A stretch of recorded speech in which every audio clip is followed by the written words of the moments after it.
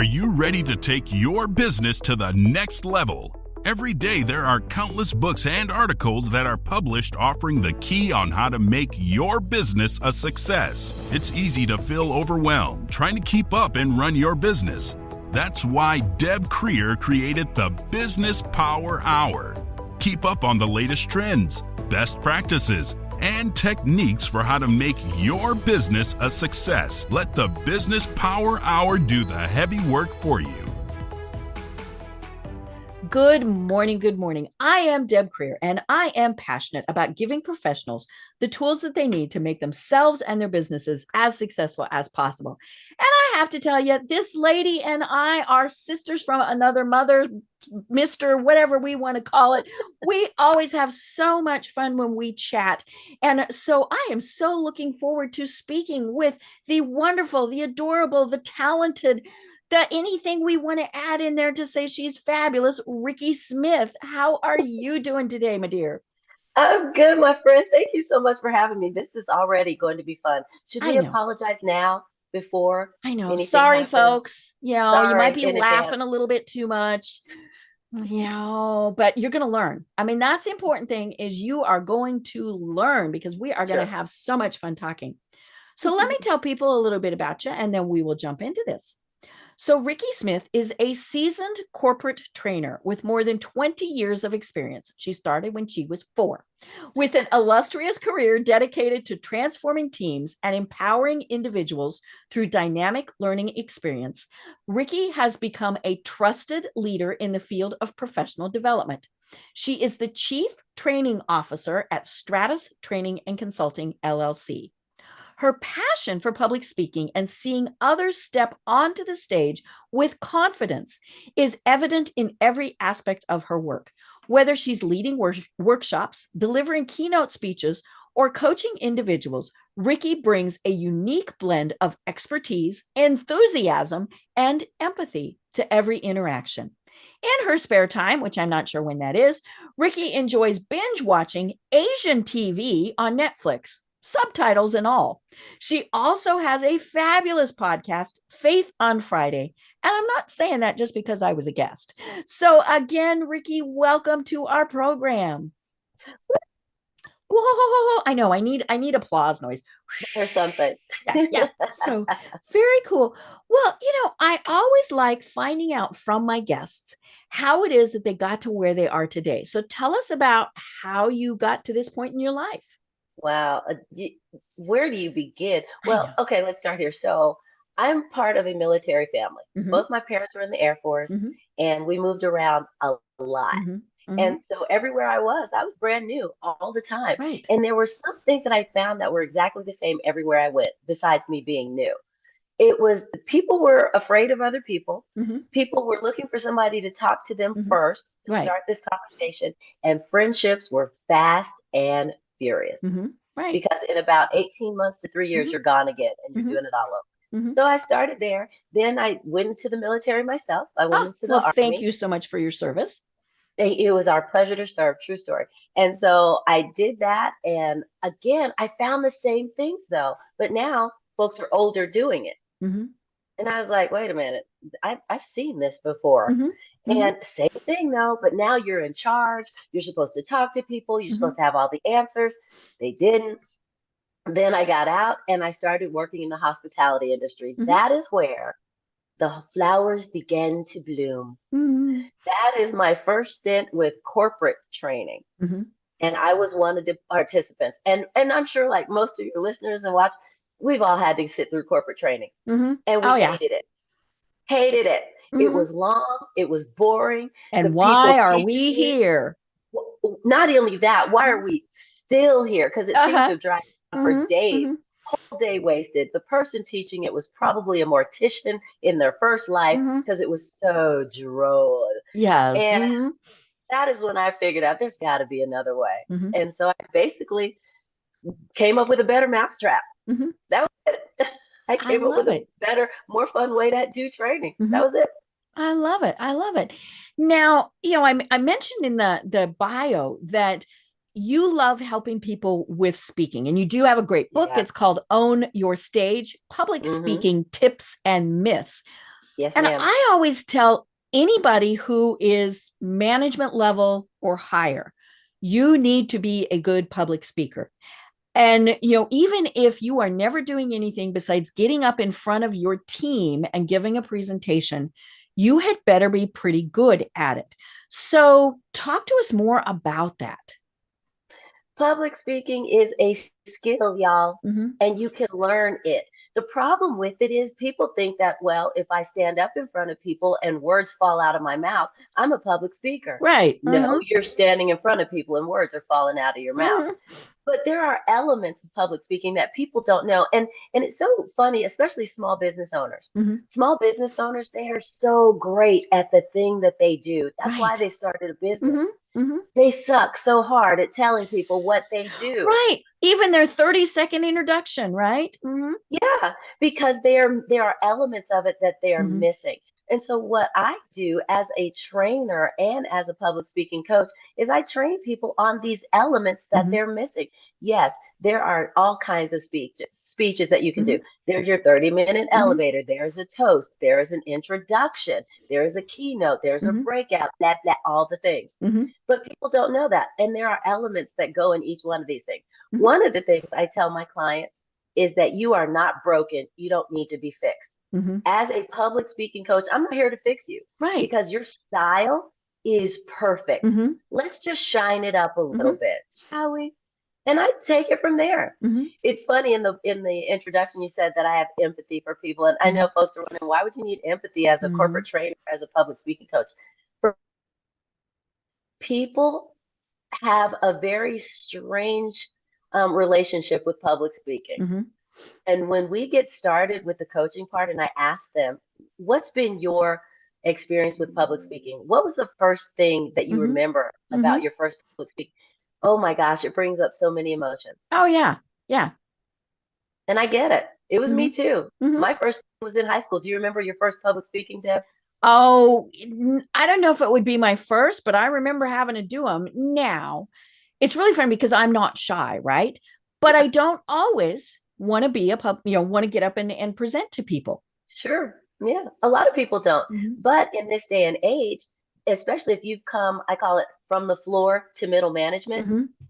not only do you have to do it, there is an expectation that Right. you will. Mm-hmm. Yeah. You're going to have presentations. Mm-hmm. You're going to have to Mm-hmm. meet clients. You're going to have to introduce people Mm-hmm. to other people. And in our day of extreme technology, Mm-hmm.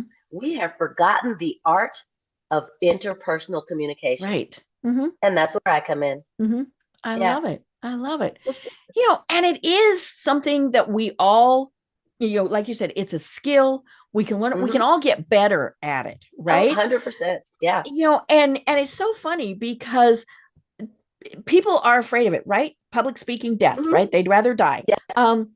And I remember one time an interview with the fabulous Barbara Streisand, Oh where my she gosh. said before she, goes on stage, she Mhm. throws up. She said she is just so filled with, oh my God, I'm going to screw up Yeah. that, Yeah. and of course she could get out there and twiddle her thumbs and we would all go, ooh, right? Yeah. Yeah. But yeah, it happens to people. And Mhm. I think that is, of course, the biggest fear is that we're going to get Mhm. out there and something will go wrong. Yeah. And so we either over prepare. So then we get out there and we say, hello, my name is Deb Creer, and I'm going to be telling you today about, right. And my PowerPoint Yeah. slides have 900 words per slide, Oh, and I good night. read them. Right. Your back toward the audience. Yes. And I read them in that same monotone because I'm so afraid I'm going to Mhm. mess up. Yeah. And and we all mess up. I remember Mhm. one time I was giving a training and now I speak with my hands. God Yeah. forbid when they give me a remote control and a handheld mic, because I'm just, Like And landing the plane. yeah. And so I'm at the podium and I'm waving my arms and I caught the bottle of water and brought it over onto my front. Wow. Now, luckily it was water. And luckily Mhm. I had a jacket that I just buttoned, Sure. There you go. But of course, what that taught me was don't put the water where I can do that. Yeah. It's a whole But thing. we made it a joke, right? Rather than Mhm. being mortified and running off the stage, it was like, That's right. Well, Yeah. damn, am I going to win the Well, wet t-shirt contest? And then we went on. But exactly. yeah, but how do you work with people to get them over those fears? Yeah. First one we do is let's first identify what your fear is. Okay. Are you afraid that you're going to mess up, Hmm. forget what you're doing, that Hmm. people are going to be mean to you, that Hmm. you'll be booed, that you'll trip over the stage? Hmm. Let's first identify what the Right. fear is. That's the first thing. Hmm. Then let's counter that with what actually truly happens. Hmm. How likely are you to Right. really fall up the stairs? Hmm. Probably likely. Hmm. When have you literally ever thrown water on yourself? Right. Probably not. Have you Once. actually ever, exactly, that's Hmm. usually when it happens one time. Hmm. Have you ever really thrown up on Hmm. stage? You Right. know what I mean? So we have to identify that, and then Hmm. let's look at the possibility of those things actually happen. Hmm. Sometimes we talk ourselves into these things happening. So Right. now there's self-fulfilling prophecies. Hmm. So Hmm. we have to Don't counter fall. Don't that. fall. Don't fall. Splat. Splat. Don't forget. Don't forget. Don't forget. Hmm. Hmm. But My I just name told you your is. name. Exactly. So that's the first thing we do. Hmm. Let's identify it. And then secondly, let's counter it. And Hmm. then thirdly, let's give you some mental Hmm. exercises to help you get out of your own head. Hmm. And that is, I mean, it sounds so simple, Hmm. but it's harder than you think, Hmm. especially when you're scared to death. One of the other things we do, we teach people how to breathe. Hmm. I know. Oh yeah, I that's the have to, thing. We get out there and we're holding our breath the whole time.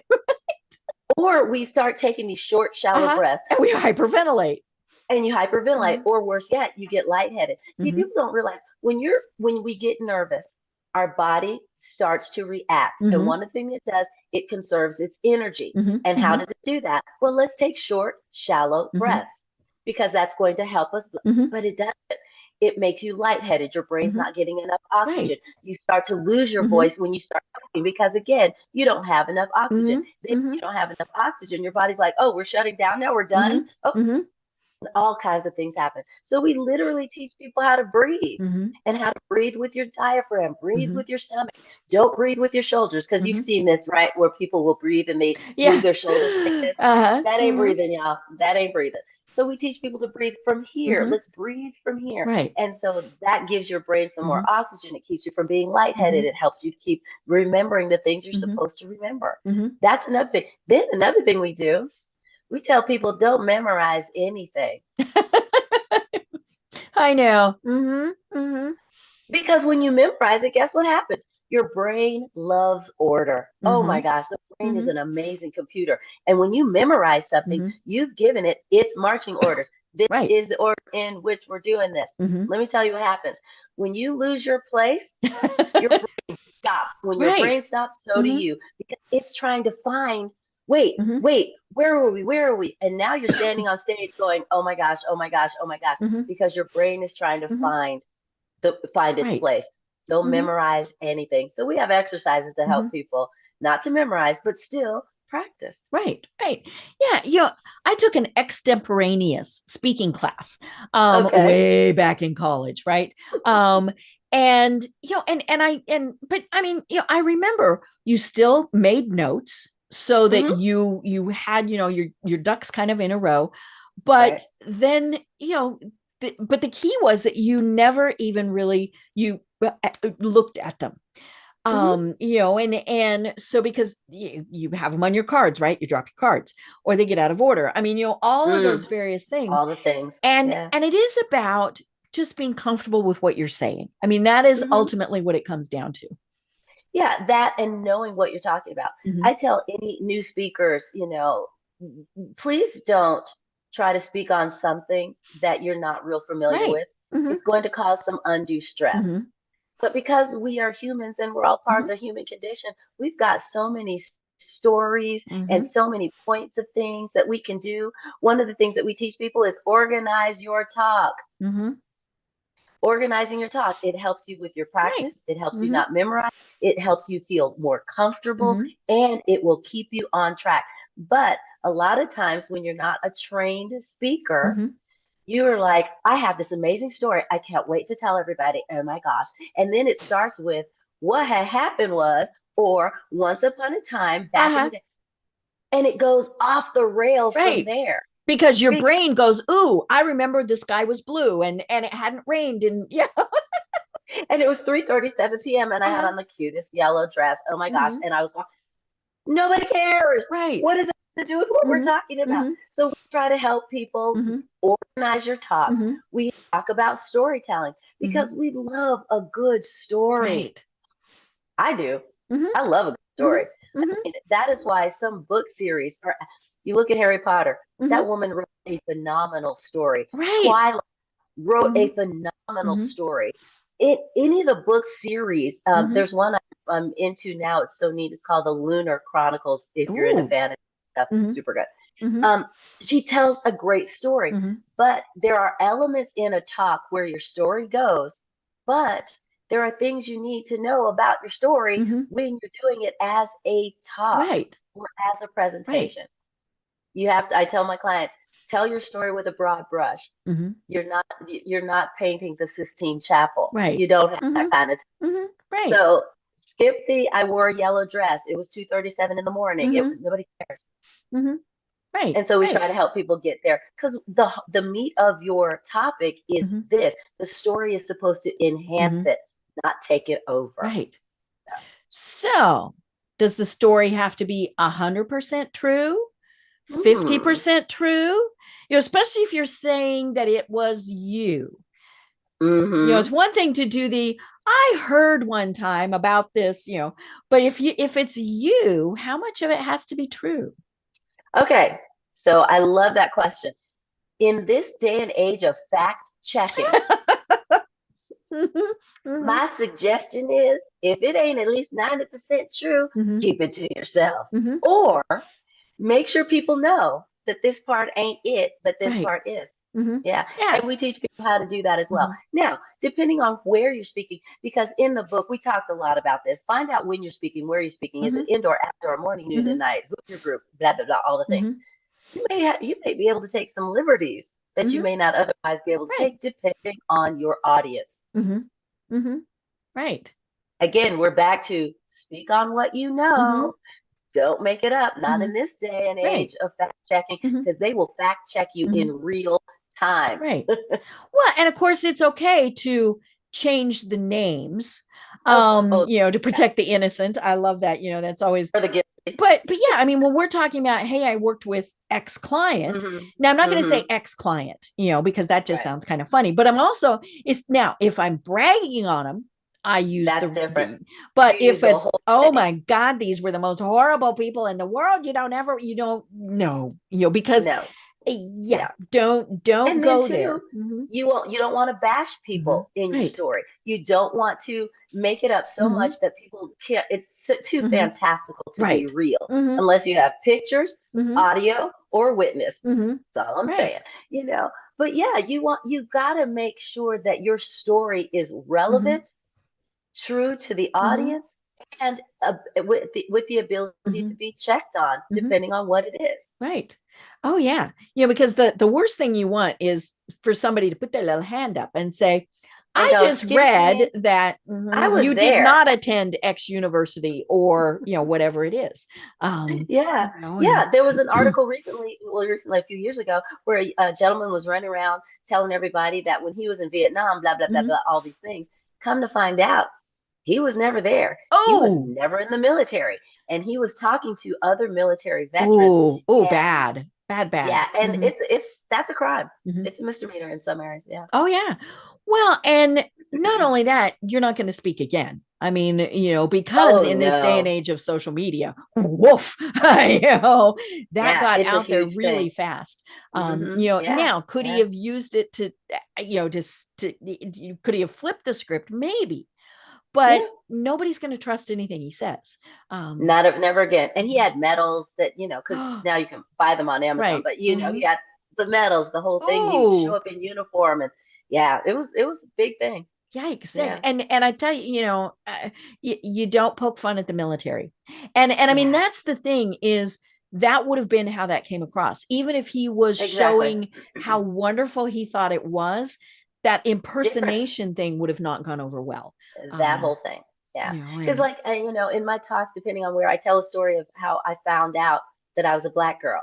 You can't fact check it because you weren't in the 4th grade with me. but it's Mm-hmm. a true story. There was Mm-hmm. crying. It's everything. True Mm-hmm. story. But it's stuff like that, these Mm-hmm. stories, but I tell it for the relevancy, if Mm-hmm. you will, Right. of the actual Mm-hmm. topic. Mm-hmm. So, and that's another thing, we helping people get your stories Mm-hmm. organized. It Right. keeps you from going off the rail Mm-hmm. and losing your audience. Mm-hmm. Because again, as a public speaker, don't get it twisted. You're not up there for yourself. I No. promise you're not. Mm-hmm. You're up Mm-hmm. there for your audience. Mm-hmm. And if your audience is interested in the Mm-hmm. thing that you're saying, the thing you're selling, the Mm-hmm. thing that you are actually Mm-hmm. presenting, you're going to have them Right. already. Now, keep in mind, you are serving Mm-hmm. them Right. with your talk. Mm-hmm. They're not doing you any favors. Mm-hmm. You're there for them. And Mm-hmm. if you're there for any other reason than that, Mm-hmm. believe me, you're more entertaining than Mm-hmm. training. Right. And there is a difference, right? There There is a are huge difference. entertainers. Yes. And Hmm. and now that's not to say that we shouldn't be entertaining Oh, please. in our Mm-mm. speech. Different. But Hmm. yeah, I mean, we're not up there just telling jokes and reciting Shakespeare. Exactly. But there are different kinds of speakers. Hmm.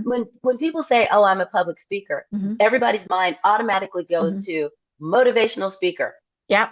Hmm. Well, that is a broad Hmm. term. There are different speaking types. You have the informational speaker, which is Hmm. data, data, facts, facts, all Right. things Hmm. data, facts. Then you do have the motivational speaker, the one that's Hmm. like, rah, rah, Hmm. system bop, let's Hmm. go and take that hill. Then Hmm. you have the inspirational speakers. Those are the ones that are going to speak to your Hmm. soul, to the Hmm. bigger picture of a Hmm. thing. Then you have transformational speakers. Hmm. Those are the ones Hmm. that want to take you from where you are and get you to Right. somewhere else. Hmm. And what we do is we have an assessment because we want to find out where you fit in the Hmm. public speaking Hmm. realm of things, if you Hmm. will. And then we look at what it is you talk about. Right. Who's your audience? Hmm. Who do you want to talk to? Hmm. What stories are Hmm. you telling? How can we tweak it Hmm. based on where you think you Hmm. are? And then, of course, you do have your entertainers. There Hmm. are entertainment speakers. They are fun and funny, Hmm. and they leave you feeling like, man, that was the Right. best chat ever. Hmm. But there are also times when you kind of combine a couple of them Hmm. together, Hmm. Right. you know. Right. But you got to know And your again, it's personality. what do you need for that audience? Yeah. I got heckled one time. I mean, Oh my heckled, God. heckled. And it was because I didn't know my audience. So it Yeah. was entirely on me. So I was giving a LinkedIn presentation to Mm-hmm. a group of people who were out of work. Now, that was pretty much all I had been told was, hey, come and speak to our group, talk Mm-hmm. to us about how we can beef up our LinkedIn profiles, yada, yada, yada. Sure. And so, I'm going through, and the first mistake was I did Mm-hmm. not know that they were all engineers. So, Ooh, of that's a course, facts and figures are going to be far more important to them. yes. And then the other mistake I made was the royal we. Oh Well, my we've done this goodness. and we've done that, right? Yes. Um, and so, I'm giving the presentation, and this gentleman comes in late. Now he also, hello, I'm here, bangs in through the door, all of this stuff. I mean, and you could tell from the reaction, this was not something that was uncommon. He always would Mm. make an appearance. And so, of course, he comes in and he can't find the right chair and right? Oh my goodness. And so, I did kind of pause to let him get settled because you don't want Mm-hmm. to try and talk over stuff like that, right? Sure. But so, then I go on with my presentation and I royal weed. And Wow. and he stops me. Now he's in the back, right? Because he came in late. Oh my And gosh. and he stops me and he says, you cannot say we because you have never had that happen to you. Woo. And he was right. So I Sure. acknowledged that. I said, Mm-hmm. yes, sir, you are right. And luckily, mentally, I was able to switch and do Mm-hmm. I Mm-hmm. really pretty quickly. But, and so Yeah. we went, and then he interrupted me at least one more time, maybe more. And Wow. again, you could Mm-hmm. tell from the way people reacted with the, Here we that go he with was him just again. that. And I Yeah. finally said, sir, and it was one of those drop the tone of voice, right? And become Mm-hmm. mom, right? And I said, Mm-hmm. sir, it is clear you don't want to be here. And I'm And okay with that. so I would politely ask you to leave. Yeah. room. I mean, it was like, they clearly, they were, Yeah, they were and sick of nobody him. had ever told him, get your, what out. Yeah. And Hmm. so he did, and it was, and he, of course he left with as much fanfare as he came with. Hmm. And then he met me out in the parking lot, and I was a little like, and he Ooh, apologized. I mean, it was, and he very said, nice. I've been out of work a long time. I'm feeling a lot of pressure. And so that we actually had a pretty good conversation. But Good. yeah, I mean, the whole thing was dealing with that heckler. I mean, I Hmm. acknowledged him, which Yep. sometimes you want to do, sometimes you don't. I mean, it's like the Hmm. 3-year-old who's misbehaving. Are you giving Exactly. him fuel for the fire, or, but yeah, I mean, but it really made Hmm. me think, when I'm getting ready to do a presentation, I absolutely Right. positively have to know who I'm speaking to. Yes. I And that is just one of the saying the things we train majority of people. people do such and such. No, they wanted to know Yes. No. 52.8%, and things like that. So Yep. that's what's so important, is that is part of that being Know prepared. your audience. Mhm. And again, as a speaker, one of the things that we train, and we put it in the book also, is that you need to know your audience. Right. How Mhm. much do they know Mhm. about your topic? Mhm. Mhm. How familiar are they with Right. the Yeah. industry that you're Are talking you going about? to be talking about something at a level that bores them to tears because they know what it Yes. is? Or are you going to Hmm. go over their Or heads? Mm-hmm. yeah, and you need to know that. Mm-hmm. That's why anytime somebody gets a speaking invitation, Mm-hmm. it's like Christmas, like, oh my God, they want me to speak. I'm amazing. Uh-huh. And, Uh-huh. and you go and you prepare, prepare, prepare. But the only thing you've prepared is your talk. Mm-hmm. You haven't prepared by talking to the person that Right. hired you. Mm-hmm. What is your Mm-hmm. expectation? Mm-hmm. What is it that they want to know? Mm-hmm. Who am I speaking to? Right. Where What will else is I be going on? speaking? If I'm the Yeah, keynote, what are some of the other things? yeah. Who else is there? Am Mm-hmm. I sharing the stage with other Mm-hmm. people? I mean, Right. there are so many things. Mm-hmm. And we have this checklist that we kind of give to Mm-hmm. our clients about things, everything from Mm-hmm. what to wear and what to Mm-hmm. ask. What Right. AV Mm-hmm. is available? What do Mm-hmm. you need to bring? Blah, blah, Mm-hmm. blah, all the things. Because, oh, horror story, love this one. So one time when back in the day when I started speaking, what'd you say I was 4? Sure, Yes. we'll go with Mm-hmm. that. So when I was 4 and I started speaking, somebody invited me. I was super excited. Oh my gosh. Yeah. And I did not think to ask some things because I was still new in the game. Right. And Mm-hmm. I had on the prettiest green outfit. Oh my God, girl, Ooh. I Mm-hmm. look like a goddess. Okay. Yeah. Uh-huh. Yeah. And I'm on stage, and guess what they have? A green screen. Oh, so you disappeared. I disappeared, and I was a floating head with lovely hands. Uh-huh. Flo- Horrified, Mm-hmm. Mm-hmm. horrified. First time, last time. Mm-hmm. Right. And mental note, you Mm-hmm. you got to ask these Mm-hmm. questions because I didn't think to bring Mm-hmm. another top, another Mm-hmm. outfit, anything. Mm-hmm. Luckily, at that particular event, somebody said, I have a jacket Yeah. that you can wear. Mm-hmm. I was like, oh my God, that'd be Mm-hmm. great.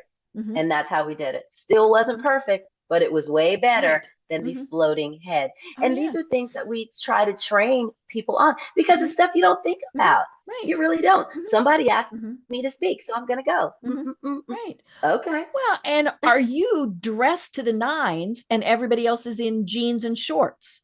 That's a whole nother thing. Because you Yeah. look at them and you're going to be like, well, don't they think they're special? And Hmm. now, And part it's a of that is distraction. your brand, right? I mean, Yeah. Hmm. Yeah. I do not own a business suit anymore. Now Hmm. I have jackets, I have nice slacks, but I don't have a business suit. And so, but I can tone up and tone down what it is that Sure. I'm wearing. And that's one of the biggest questions that we get. So in the different kinds of programs that we offer, Mm-hmm. we have one where it's a 2-hour thing. Mm-hmm. Somebody comes in, they're going to have a speaking engagement, Mm-hmm. and they want to go over it. They want to ask questions. Mm-hmm. Great, we can do that. I'll sit with you for 2 hours. Let's get your life together. Mm-hmm. But one of the things that people ask me a lot is, Rikki, what should I wear? Right. And then I start asking them Mm-hmm. questions. Are you speaking in morning, noon, or night? Right. Are you speaking indoor or Mm-hmm. outdoor? Yeah, is there going to be breeze? Because these things matter, Mm-hmm. you know, winter, spring, summer, or Right. fall. Mm-hmm. Talk to me about what you're doing. And a Mm-hmm. lot of times we get, well, I don't know. Mm-hmm. Oh my. So that means you haven't done your venue Mm-hmm. walkthrough, Right. have you? Mm-hmm. Yeah. Are Another you horror up on a story. stage where a short skirt might not be a good thing? Girl, Yeah, you don't want that. Here's my other horror story. So somebody said, "Will you speak?" And I was again all excited. I'd be Yes. glad to. Did not do a walkthrough, didn't care. Girl, we were in a ballroom with a curtain between two, not like the ballroom things. It was an actual curtain. Oh. And there was another lady speaking on the other side, and I was speaking on this So side. you were competing. Possibly horrible. Absolutely horrible. Right. But these are things like that. So when they ask, what should I wear? I tell people this same thing. Be as dressy as you would be like going to a wedding or to church. Right. The end. Yeah. Now, because another thing we talk about are distractions when you're talking. For women, our earrings, necklaces, tight skirts, low cut things, and bling jewelry. Oh, yes. Let's not, shall we? Yeah. Because any of that takes away from your talk. Well, and if they have lights, they could be catching some of that. And catching the lights, or if you turn your head and you have a lavalier type, your earring hits it, your necklace, and then you're hung up and you're hanging yourself, and you're doing all the things. And if your blouse is low cut, that's a distraction. If your skirt's too tight, too short, that's a distraction. Things like that. For men, unless you're wearing, unless you're going to I don't know, an animal thing, leave your lighted animal tie at home. Take stuff out of your pocket. Yes, do not do the key jingle. Come on, y'all. Your phone. We have the phone holsters and all that stuff. Take that thing off. And I'll tell you why. Because as an audience member, we're easily distracted. Right. If you're wearing your phone holster and it's showing, guess what we're waiting for? We're waiting for it to buzz. To ring. Right. And we're being distracted. So it's stuff like that. Make sure that what you're wearing is appropriate. If you're doing the 4-H club in the middle of the farmer's field, your 4-inch heels or $300 alligator shoes and $700 suit probably ain't going to put on some jeans and a polo and go do your top. Yep. Oh, yeah. Well, and look at it in the mirror. I have a horror story. Luckily, it wasn't me. But I went to this presentation. Now, this was for a government entity where 95% of the audience were men. And this young woman was up there presenting. Now, God bless her. She's a little out of shape, so she's a little curvy, right? And her top, it was not low cut, but it was too short. And so when she would raise her arms to point at her screen, we got far more tummy than we wanted to see. And so, and of course she was gesturing a lot. And so, she's gesturing, and pretty soon people are, first you had the giggle, then the giggle, and then you just had the guffaws. She has no idea why. Yeah. She has absolutely no idea why. So what happens? Somebody goes on stage and tells her. Oh, good night. And so, of course, she spends the entire rest of the presentation, one hand holding down her top. Now, it was the funny thing, she had a jacket. She should have just buttoned the jacket. Just put the jacket but on, but yeah, I tell people, especially women, bend over, pick, do all these things in front of a mirror or a friend. Yeah. Am I going to show something I really didn't want to show? And again, the men who leave the stuff in their pockets and do the jingle, men, get your hands out of your pockets. Just period. Don't have them in there. Don't have them in there. Yeah. And we train that too. For men, like I said, I say take everything out of your pockets. It's not so much about the jingle, but the unsightly bulges. Yes. We're just not even gonna go there. Okay. Because your mind goes, ooh. And why is it shaped like that? So take everything out of your pockets. Don't put your hands in your pockets. But again, speaking is a skill that can be learned. In order to learn it, you need to get some training. Everybody's like, well, Rikki, I learned it at Toastmasters. Hey, I was a Toastmaster for 10 years. Fabulous. 10 years. Absolutely love it. And it's not a bad place to start. Suffice it to say, everybody's got to start someplace. But then when you're moving forward, there's some things in Toastmasters that you don't learn. That doesn't make them bad. Oh, no, ma'am. It is a great place to start. Some of my best clients and most fun came from Toastmasters because they're moving they're moving up. Mhm. They're doing some different things now. Mhm. So, Right. start Mhm. somewhere. Mhm. Right. But And it's a again, skill, you're y'all. probably going to have to do this, Mm, whether it's that you're speaking in front of your volunteer group or your team, or 5,000 people in an auditorium. You're your probably going to have to be teenagers, talking. Mhm. Oh yeah, yeah. Can your you get the attention of the teenagers? Mhm. yeah, your boss, like Mhm. you said, your team. If you are talking to more than one person, you Mhm. are a public Right. speaker. Mhm. Like even this right here, public speaking has changed. Right. People used to think Yeah. public speaking, I need Mhm. to be on a stage in front of Mhm. 5,000 people. No, Do now you we're know on Zoom.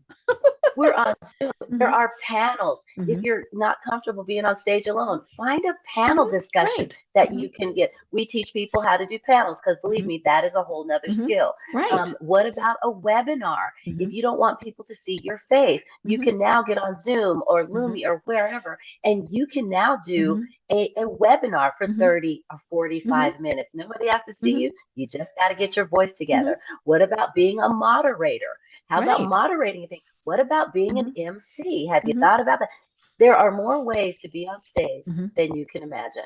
Right. Don't don't limit yourself Mhm. to I need to be in an Mhm. arena of 5,000 Mhm. people. Believe me, you do it Mhm. right once or twice, that'll Right. show up Oh yeah. too. So Well, and it is a skill that employers and people look for. I hmm remember I had a gentleman one time who was again, LinkedIn training, and he hmm said, "I'm applying for managerial positions and I'm not getting anything." And hmm so, we're kind of looking through, and he had in his LinkedIn bio that he was an elder at his church.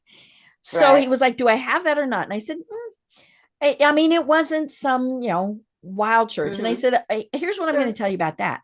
What are the skills that Yes. that are transferable? And so he managed Perfect. budget, he did hiring, and he spoke every Sunday from the hmm lectern. And I Uh-oh. said, ding, Perfect. ding, ding, ding, ding, ding. I said, we don't need to know how many hallelujahs and God blesses you're doing.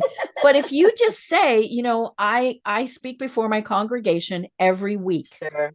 hmm And Yeah. it was so funny because he called me a couple weeks later. He'd been in for an interview, and they told him, "We saw that in your LinkedIn hmm profile, and we knew you were the person who could speak to It's a all of thing. these other people." Yeah. And Yeah, so it it was is funny a because, thing. yeah, he was talking religion, but it's like, no, no, we're not talking hmm about the religion. We're talking about I that like that, the skill set. transferable skill. And military obviously is a great, Oh, good Lord. who Yeah, people are, they're saying, well, either I can't put it in there, I'd have to kill you. right, Or they right. don't realize that what they hmm did, they were speaking, they were doing budgets, they were That's managing right. teams, all of those things. And so that's what you put Yeah, in, yeah. and promote Anything. about yourself. Yeah, my husband is retired military after Mhm. 20 years, and that was one of the things, Mhm. it, guys and gals in the military for longer than 10 or 15 years, Mhm. they have a specific language that no one Right. else speaks other Mhm. than them. Mhm. And to pick out the transferable Mhm. skills can be difficult. Right. You may have somebody who is an E5, an Mhm. E6, E7, and they're like, well, I never was a leader of something. Really? Mhm. Okay, let's look at it. Have you ever done this? They're like, Mhm. oh yeah, sweetie, that's leadership. What Yeah. what do you? But again, Mhm. because of the language, Mhm. all the acronyms, the all the Right. things that are Mhm. indigenous to Mhm. that Mhm. particular industry, Mhm. you may not know that you have Right. a transferable skill, Mhm. like public Mhm. speaking. Right. You can do this, Mhm. and people do it every day and don't realize it. Oh yeah. Oh yeah.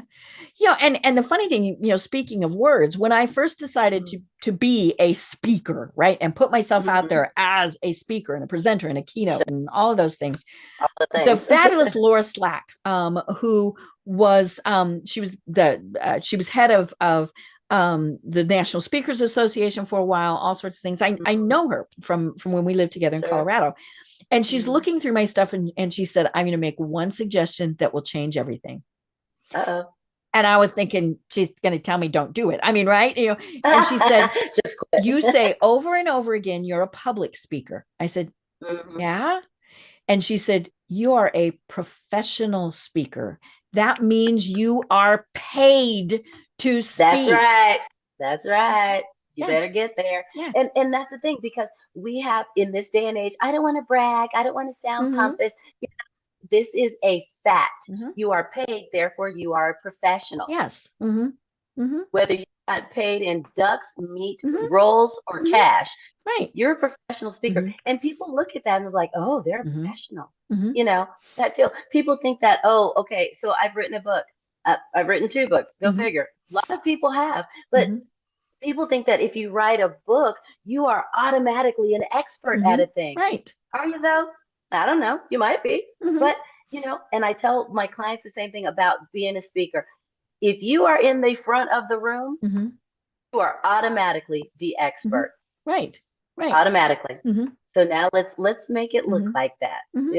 Yeah, That's what we do. I love it.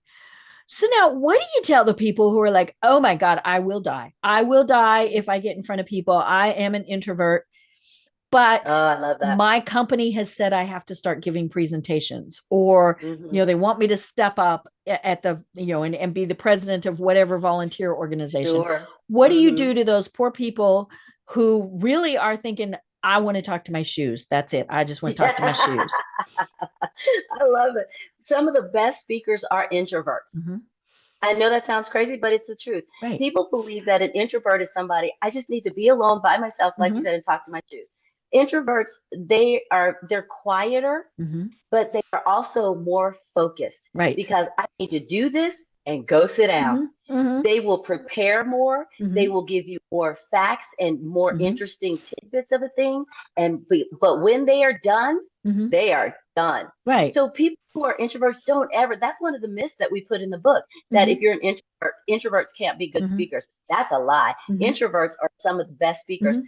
I mean, people wouldn't look at me and go, "Oh my God, you must be such an introvert."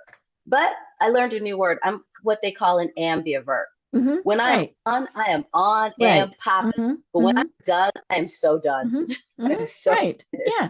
I want to talk to my shoes. Mm-hmm. But if you are an introvert, don't panic. Mm-hmm. Not only can you do this, you're probably going to do it much better Mm-hmm. Right. because of your being an introvert. You Mm-hmm. want to get in, get Mm-hmm. out, and go sit down. Mm-hmm. Right. So yeah, we work with them as Mm-hmm. well. Well, and that's where you really have to know, okay, I'm going to be good at giving that presentation, but if I have to do a Q&A, uh-uh. Well, we train Or a Q&A, meet believe and it or greet, not. right? You're like, Meet and greet oh, stuff. mm-hmm. Yeah, Mm-hmm. for introverts. Mm-hmm. Q&A, believe it or not, for a Q&A, an Mm-hmm. introvert is not as hard for them. Mm-hmm. And we train, believe it or not, we train on Q&A Mm-hmm. because there are people, and Deb, you've been there. You've Mm-hmm. seen the one who wants to get up and ask you a question that has nothing to do with what you Right. just talked Yeah. about. Or the person who gets up and is like, well, back in my day when we did it, they Mm-hmm. know everything. Mm-hmm. And then you have the person who wants to challenge your Mm-hmm. expertise. Oh, yeah. That one, Mm-hmm. those are my favorite. And then just the nutbag who's like, look at me, I'm amazing, I'm fabulous. I don't. Uh-huh. So we actually train people on what to do in Mm-hmm. Q&A Mm-hmm. because people think that, well, if they ask you a question, you have to know an Mm-hmm. answer and you have to give it. Well, you don't have to know the answer. Right. And if you have that know-it-all, okay, this Mm-hmm. one's for free. If you're in a talk and it's Q&A time and you have a know-it-all in the Mm-hmm. crowd and someone asks you a question, give it to the know-it-all. Ah. Mm-hmm. I don't know that answer, but Bert Frank, can I answer remember that. you. Mm-hmm. Exactly. Mm-hmm. Yeah, let them have it. Mm-hmm. Mm-hmm. Yeah. But we train things like that. Mm-hmm. Q&A can be tough, Mm-hmm. but there's a way to handle it, Mm-hmm. and there's a way to handle it professionally Mm-hmm. and succinctly. Because Right. sometimes Q&A can go as long as your talk. Mm-hmm. But as the speaker, the one on the stage, you are in Mm-hmm. charge of orchestrating Mm-hmm. that, and we try to help you do that as Right. well. Right. And some of that is basic, the repeat the question Mm-hmm. back. Mm-hmm. Part of that is it's giving you time to prepare your thoughts, but Sure. more than likely, nobody else in the room knew what the question was, because Mm-hmm. they didn't have a mic on that person, and you want to Yeah. make sure you're answering the question right. Yeah. And so that's perfectly fine to echo that back. Sure. And you should Mhm. a lot of Right. times. Mhm. And one of the things too, we tell people, when you're talking, and we've all been there, Mhm. you're doing your talk, blah, blah, blah, all the Mhm. things. And then does anyone have any questions? No one Right. asks Nobody a has a question. question, and you're like, Oh. Well, no, and we train people. The reason they don't have a question because their brains weren't ready for the Q&A part. So one of the things that we train people to do is you have 2 or 3 questions ready I for love you. it. So here's what you do. This is what it sounds like. Does anyone have any questions? Crickets, crickets, crickets. Then you say, well, usually when I do this talk, one of the questions I get is, what should I wear when I speak? And then you answer the question. Then you stop and say, is there something else that anybody else has? Now, all of a sudden, you're kind of priming the pump. You're priming the pump. You're giving them an opportunity. They're like, oh, yeah, I did think of that. Now you have questions. Right. And it also keeps that awkward silence from going on too long. You're like, bleep. And right. Because then you're thinking, do I just death? end? Do I? Exactly. And we teach people how to end their talks too, because that's another thing. Right. Okay. So you're talking. You do your Q&A, and then you say, thank you. And what happens when you say thank you? People start clapping. Yes. Yay! Because it's over. Is it though? Because you left out an element. Yeah. You left out your call to action. Right. Because you said the final word, which is thank you. So we teach our clients, don't say thank you first. No. It's been great to be here. I want to remind you. I appreciate your time. You know, you being here, you didn't have to be here. You could have been anywhere. I appreciate you being here. We are so grateful. Again, give it up for our host, blah, blah, blah, blah, blah. But before you go, I would like to tell you blah, blah, blah, blah, blah. Then, because if you're going to say thank you, it is literally your last word. Right. Because as people in the audience, we are conditioned. Thank you means slap. Ta-da! Bye-bye. Yep. You're done. So we train that too. Yeah. Right. Yeah. And the other thing, there's always going to be distractions. There's going to be something that happens. And, that's always the entertaining part is, do you acknowledge it? Do you not? How many times have we been at a presentation, and especially a keynote that's with a meal, and the poor service people drop the tray, right? Now they're mortified. And so, but there is that elephant in the room. So, do you acknowledge it? Now, you don't want to embarrass them. Hey, look at that. You just dropped that tray. Oh my God, I dropped the tray. But how do you kind of acknowledge it and then bring the people back? Yeah. And you did exactly right. You have to acknowledge it, and you don't want to embarrass anybody. So you're talking, whatever, the tray of food drops. You briefly stop, and you may say something humorous like, well, lunch is going to be a little late. Yeah. Sorry, table 2, you're not getting your meal. Exactly. Acknowledge it. Or if depending on what it is, I hope everybody's okay over there. Right. And then you bring them back in. But while they're getting that cleaned up, we're going to continue. Right. Let your audience know what you're doing. They need to know. It's like a turn signal. I was starting to say nobody turns without turning on their signal, but I live in Texas. Oh yeah, anyway, nobody uses turn signal. I beg your pardon. But you do want to let people know what's going on. Yes, that happened. Acknowledge it. Now bring them back. But we're going to continue. Right. Now they've acknowledged it. Everybody's looked. Everybody's now turned back. Da, da, da. Right. Right. It sounds simple, but it can be tough if you're flustered. If you are not prepared for the unexpected, you will expect to be unexpected. Something will happen. It's going to happen. Yeah. And sometimes what happens is your tech fails. And I mean, that's, and so anybody who is giving a presentation where you absolutely positively have to have your PowerPoint slides, and print them and bring them with you. Yeah. Or say, here's, oops, we don't have them. So we're going to email them out to everybody. But, that comes back to what we were saying at the very start. Don't be the person that turns your back on the audience and just reads from your slides. Somebody told me one time, and I have no idea where this came from, but it's something I'm like, oh, I like this. Never have more than 17 words on a slide. That is exactly right. I don't know where the 17 came from, but I try and aim for that. One of the things is our human brain, if it's up there, we have to read it. Right. One of the things that I do personally, I won't have more than five to 10 words on a slide. Right. On some slides, there's only a picture. Because your slides can be a distraction. I love this is too small for any of you to read, but then don't have it up there. Exactly. Because my brain is going to be like, wait a minute, let me get my glasses because I want to know what it says. Yeah, they felt it important enough to include it, therefore I should read it. Yeah, and so don't. And again, that's part of a train the trainer type episode. And as a speaker nowadays, most speaking coordinators, they'll tell you you only have 10 slides for a 30-minute or something like that. And you have to really be creative. And I don't mean rewrite War and Peace on each slide. Right. And creative. That's crazy. But handouts are great. Like you said, we can email them to you. One of the things I love to do, especially if it's going to be a large group, and this is more for corporate training, I'll send it to my point of contact, have them print it and give it to everybody. Yep. Hand it out in advance even. Yeah, exactly. Yeah.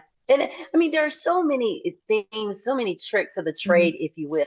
The biggest thing that I can tell anybody about speaking on a stage as a moderator, get some training. Just because you can form a word and can talk does not necessarily make you a speaker. Get some training, and training is out there. And yeah, you can get training from free to $25,000. Right. And again, it's about knowing the audience, being prepared. So many things. I had to write a speech one time for someone who was speaking to an international audience. And so the tricky part, he was using a teleprompter, but he was also told, you cannot deviate from what you have sent us, because the translators were already saying that, is what was going on. And so if he was talking about, the brown cow and his speech had talked about the ugly duck, it was not going to match. Right. Exactly. And so, but it took us forever to work with him on that teleprompter. Because another thing, if you're doing international speaking, make sure that any of the anecdotes that you use will translate internationally. If I were in the States and I said, hey, just like E.F. Hutton, when so-and-so speaks, and they're going to know what that is. Or the demographic, right? You and I know E.F. Hutton, our millennials are going to go, who? What's that? You got to know your audience. And if you're doing something like that, any anecdotes and stories, make sure they translate, translate over. Right. So many little tricks, girl. It is, but it all comes back to exactly one thing: being prepared. Be prepared. We need to put our little Boy Scout hats on and just be prepared. Now, that's not to say that we can't, like I said, I took an extemporaneous class. So, and now one of my other favorite things is improv. Now, I have never done that, but, I have so many people who have said they have become so much better speakers because they took an improv class. Oh, yeah. Yeah. I think that's one of the best things that Toastmasters does. They have something called table topics. Yeah. And you just, here's the topic and just start speaking for 2 minutes. So great. If you're doing an improv class, so great. Why? Because something is going to happen. Right. Be ye ready, y'all. Be ye ready. Improv is great. Yeah. And it is perfectly fine to say, I don't know, like during the Q&A, hey, Rikki, tell us about such and such. I'm sorry, I don't know. Sure. I've never done that before. And then what I do, does anybody in the audience, anybody else had that happen to them? Somebody knows. Or, I am not sure, but I'm going to get with Susan. Yeah, and we'll get you that information. And we'll get you that information. Oh, yeah, 100%. Right. Yeah. Yeah. The worst thing is to try and fake it. Right. Like you said, when I was in Vietnam. Remember, we are fact checking in real time, y'all. Oh, yeah. But speaking of that, don't try and do it yourself. Well, hey, I'll look it up here real fast. No, because then it's going to be squirrel and, and I'll be like, oh, wait, there was a cat video that or I'll spell something wrong and the wrong thing will come up. And no.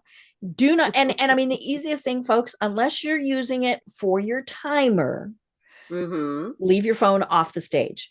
Leave it off the stage. And speaking of that timer, Mm-hmm. what a great segue, Great segue. right? So we do only have about 5 minutes left because I set a timer. And it's funny because I always set a timer for this program because we have so much fun that we just would keep going. When you're giving a presentation, if you're told you have 15, 55, whatever, have a timer or have somebody who's going to go, hello. You're done. Because we have no concept of time when we're speaking. So have that timer. That's perfectly acceptable.